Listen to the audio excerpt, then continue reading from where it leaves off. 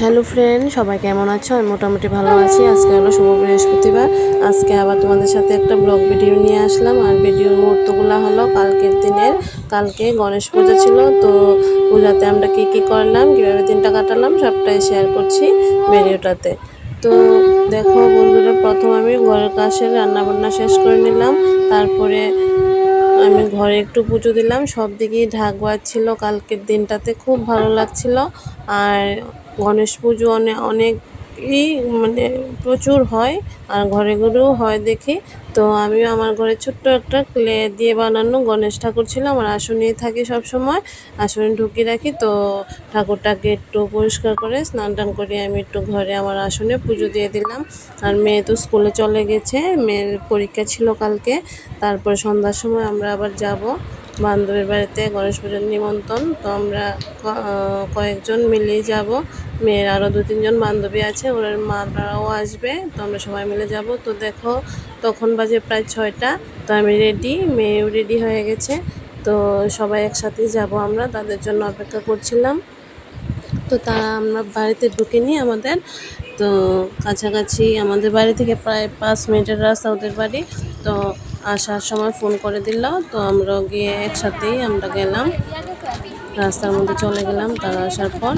তো দেখো আমরা যাচ্ছি হেঁটে হেঁটে। তো গিয়ে প্রথমে গণেশ ঠাকুরের দর্শন করলাম।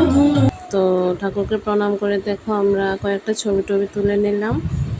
তারপরে আমরা প্রসাদ খেতে বসে গেলাম, কারণ আমরা একটু তাড়াহুড়া ছিল, সবারই টিউশন ছিল। তো 8টার মধ্যে যাতে বাড়িতে আসতে পারি।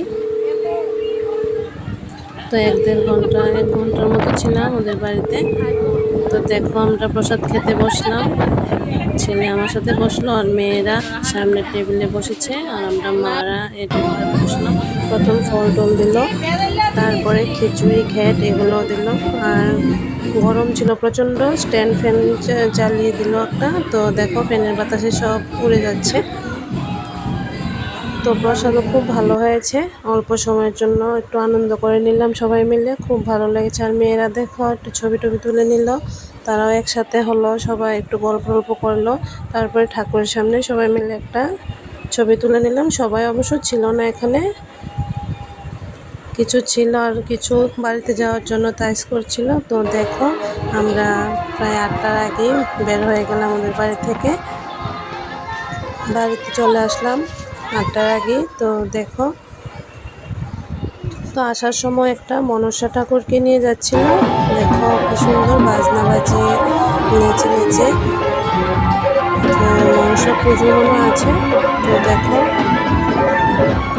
তো এটা একটু তোমাদের সাথে শেয়ার করলাম।